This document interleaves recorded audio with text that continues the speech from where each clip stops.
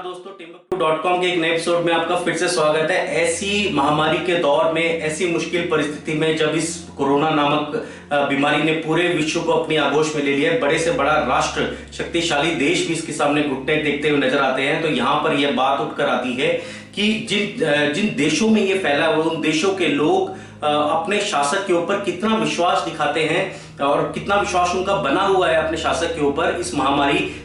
जैसे मुश्किल दौर में भी। तो यदि भारत के परिप्रेक्ष्य में बात की जाए तो यहाँ पर साफ दिखाई देता है कि भारतीय लोगों का विश्वास नरेंद्र मोदी के ऊपर बना हुआ है और वे मानते हैं कि नरेंद्र मोदी की अगुवाई में वे इस बीमारी से बाहर निकल सकते हैं। और मैं स्पष्ट तौर पर यह कहना चाहूंगा कि नरेंद्र मोदी ने जिस प्रकार से कदम उठाए हैं, प्रोएक्टिवली कदम उठाए हैं भारत ने, मैं यह कहूंगा लॉकडाउन करके, और बहुत जल्दी लॉकडाउन किया। यही अगर 10, 15, 20 दिन के बाद होता तो स्थिति भयावह हो सकती थी। तो जिस प्रकार से नरेंद्र मोदी की अगुवाई में भारत सरकार ने कदम उठाए हैं, वह कहीं ना कहीं बधाई के पात्र है। कि तो अब यहाँ बात की जाए प्रदेशों के परिप्रेक्ष्य में, यदि प्रदेश के मुखिया किस प्रकार से ऐसी मुश्किल दौर में वे फैसले ले रहे हैं, तो चूंकि मैं हरियाणा से आता हूं तो मैं यहाँ पर हरियाणा की बात सबसे पहले करना चाहूंगा कि मनोहर लाल खट्टर टीवी पर आ रहे हैं, लोगों को बता रहे हैं और कहीं ना कहीं उनकी एक सोच है कि लोगों की मदद कर सकें। किंतु पहले ही यदि आप देखें शुरुआती दौर से ही हरियाणा कहीं ना कहीं जो हरियाणा की सरकार जिस प्रकार से फैसले ले रही है, वो एक विवाद खड़ा होता हुआ दिखाई दे रहा है। सबसे पहले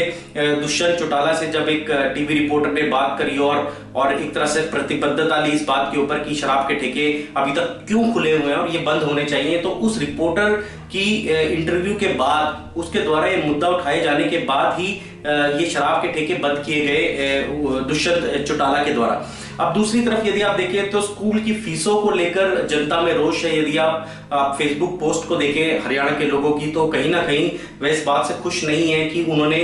जो हरियाणा की सरकार ने जो 12 अप्रैल को एक नोटिफिकेशन निकाली जिसमें उन्होंने स्कूलों को ये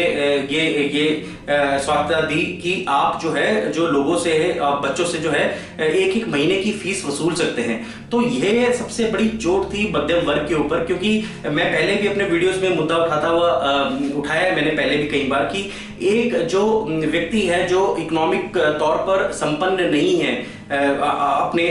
कमाई को लेकर, और वे उसकी कमाई कम होती है, किंतु फिर भी वह अपने बच्चों को एक अच्छे स्कूलों में पढ़ाना चाहता है, उन्हें अच्छी शिक्षा देना चाहता है, तो उसके लिए बहुत बड़ी चोट है, क्योंकि व्यापार पूरी तरह से ठप है और बच्चों की फीस सर पे आ चुकी है। तो अब ऐसे दौर में क्या होगा, या तो वह अपने बच्चों को निकालकर किसी निम्न स्तर के स्कूल में डालेगा, या फिर उसकी पढ़ाई पर भी रोक लग सकती है। तो ये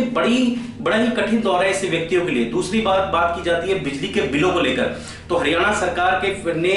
की ये बात उठती हुई दिखाई दी थी। फेसबुक पर भी कई पोस्ट डाले गए थे कि कहीं ना कहीं शायद हरियाणा सरकार ये फैसला ले रही है कि बिजली के बिल माफ किए जाएंगे, किंतु अभी हाल ही के दिनों में लोगों के पास बिजली के बिल भेज दिए गए हैं और एक निर्धारित तिथि भी दे दी गई है कि इस तिथि तक आपको अपने बिल जमा करवाने पड़ेंगे। और कहीं ना कहीं लोग यह भी लिख रहे हैं कि मीटर रीडिंग जो बिजली के बिल है उनके काफी बड़े हुए आए हैं और उसमें अभी करेक्शन होनी चाहिए, क्योंकि इतना बिल उनका नहीं बनता। तो अपने आप में ही ये विवाद बनता जा रहा है। और तीसरी बात यदि मैं बात करूं कि किसानों के सरसों की खरीद को लेकर, तो आप बहुत ही वीडियो देखेंगे जो एक यूट्यूब चैनल्स हैं वो भी अपने वीडियो में किसानों की रिकॉर्डिंग सुना रहे हैं, जिसमें ये किसान बोलते हुए नजर आ रहे हैं कि उनको मैसेज आया, उनको मैसेज करके बुलाया गया कि आप मंडियों में आके सरसों बेचे, तो वो मंडी में गए तो वहां पर लिस्ट में उनका नाम ही नहीं था, उनको कहा गया कि आपको नहीं आना था। दूसरी बात यदि आप देखें कि जिस क्वांटिटी की उनसे सरसों खरीदी जानी थी उतनी सरसों उनसे नहीं खरीदी गई और उसका 10% भी उनसे नहीं खरीदा गया। तो यहाँ पर भी एक विवाद खड़ा होता हुआ नजर आ रहा है। चौथी बात जो यहाँ पर मैं जोड़ना चाहूंगा कि हरियाणा सरकार हरे राशन कार्ड को लेकर जो बात उठी कि पहले राशन हरे राशन कार्ड वालों को नहीं दिया जाए, फिर विपक्ष के नेता भूपेंद्र सिंह हुड्डा ने इस मुद्दे को उठाया और बाकी सारे नेताओं ने, कुलदीप बिश्नोई ने इस मुद्दे को उठाया। तो उसके बाद उठाने के बाद ये फिर से सरकार ने नियम में बदलाव किया और बोला कि अब हरे राशन कार्ड वाले भी राशन ले सकते हैं। तो क्या सरकार को पहले ये चीज समझ नहीं आती, या फिर मध्यम वर्ग को वो केवल एक वोट लेने का एक जरिया समझता है कि वोटिंग के टाइम पे मध्यम वर्ग को लुभाया जाए, और जब मदद करने की बारी आए तो मध्यम वर्ग सबसे पीछे कतार पे खड़ा कर दिया जाए। और मैं यहाँ पर ये आपको साफ बताना चाहूंगा कि टैक्स भी मध्यम वर्ग देता है, और ऐसी परिस्थिति में पिसता भी मध्यम वर्ग है। अब व्यापार पूरी तरह से बंद है, और यदि आप ऐसे समय में मध्यम वर्ग को यदि आप स्कूल की फीसों में छूट नहीं देंगे, और अगर बिजली के बिल में छूट नहीं देंगे, और उनको खाने पीने में यदि आप राशन जैसे चीजों से आप उसको वंचित रखेंगे, तो कहीं ना कहीं मध्यम वर्ग की पूरी तरह से कमर टूट जाएगी। क्योंकि आने वाला जो समय है वह पहले से ही बिल्कुल स्पष्ट दिखाई देता है। इसमें कोई बहुत बड़े इकोनॉमिक एडवाइजर की जरूरत नहीं है बताने के लिए कि इकोनॉमी पे काफी इफेक्ट आने वाला है, और ये आएगा। ये सिर्फ भारत के ऊपर नहीं आएगा, ये पूरे विश्व की इकोनॉमी के ऊपर इफेक्ट आने वाला है, और इसको इस चीज से निकलने में समय लगेगा। भारतीय सरकार भी इसमें कदम उठा रही है, चाहे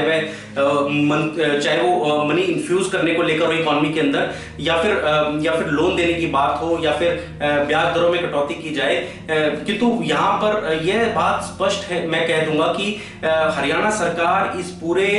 परिस्थिति में, इस कोरोना वायरस की परिस्थिति में कहीं ना कहीं एक कंफ्यूज स्टेट में नजर आई है, और उसके फैसलों से लोगों को बहुत ज्यादा फायदा होता हुआ नहीं दिखाई दिया। और मैं यहाँ पर जो लोगों की बात कर रहा हूं वो बात कर रहा हूं मध्यम वर्ग के लोगों को लेकर। अब यदि आप इसी के परिप्रेक्ष्य में यदि आप देखें योगी आदित्यनाथ को लेकर, तो आदित्यनाथ जिस प्रदेश के मुखिया हैं वहां पर भी बीजेपी की सरकार है। योगी आदित्यनाथ की भी बीजेपी के ही मुख्यमंत्री हैं, और मनोहर लाल खट्टर भी एक बीजेपी के मुख्यमंत्री हैं। तो यदि आप योगी आदित्यनाथ के परिप्रेक्ष्य में देखें, तो उनके द्वारा उठाए गए फैसले जो है कहीं ना कहीं जनता के हित में नजर आए हैं। उन्होंने प्रोएक्टिवली काम किया है, चाहे वह बात हो कि जिस प्रकार का जमावड़ा दिल्ली से बाहर जाने वाले लोगों का लग गया था दिल्ली यूपी बॉर्डर के ऊपर, और किस तरह से उन्होंने बसें लगाकर उन सारे लोगों को अपने गंतव्य तक पहुंचाया, और किसी बड़ी इस कोरोना वायरस को एक बहुत बड़ी महामारी का रूप होने से बचा लिया। क्योंकि वो सबसे पहला एक क्षण था जब ये महामारी फैलने का डर बना हुआ था। दूसरी बात, क्योंकि आप देखें कि किस प्रकार से जब दंगाइयों ने मुरादाबाद का एपिसोड किया, तो उन्होंने उनके ऊपर रासुका लगाया, और उन्हीं से ही संपत्ति वसूलने की बात हो, और गरीबों को राशन पहुंचाने की बात हो, कैश ट्रांसफर करने की बात हो। और यहां पर मैं ये साफ कह देना चाहूंगा कि योगी आदित्यनाथ जिस प्रदेश को संभाल रहे हैं उसकी जनसंख्या हरियाणा से बहुत ज्यादा है, और बहुत बड़ी जिम्मेवारी है योगी आदित्यनाथ के ऊपर। किंतु हरियाणा उसके परिप्रेक्ष्य में एक छोटा राज्य है, और फिर भी विवादों का दौर हरियाणा में थमता हुआ नजर नहीं आ रहा है। मेरी ये सरकार से गुजारिश है, हरियाणा सरकार से, कि वह अपने जो फैसले हैं उसमें पूरी पारदर्शिता लाए, और मध्यम वर्ग की और यहाँ पर मैं कहूंगा कि मध्यम वर्ग इतना ज्यादा ना पिस जाए कि उसकी पूरी तरह से कमर ही टूट जाए, वो खड़ा ही ना हो पाए। तो हरियाणा सरकार को इस और सोचना पड़ेगा, छोटे व्यापारियों के लिए सोचना पड़ेगा, क्योंकि व्यापार धंधे बिल्कुल बंद हैं, और वापसी करने में अभी काफी देर लगेगी। तो मेरी ये रिक्वेस्ट है इस वीडियो के माध्यम से हरियाणा सरकार से, कि हरियाणा सरकार इस और कदम उठाए, और छोटे व्यापारियों, किसानों जिस प्रकार की मुश्किलें वो झेल रहे हैं उसके ऊपर कुछ ऐसे कदम उठाए ताकि उनकी मुश्किलें कम हो सके। धन्यवाद। जय हिंद, जय भारत।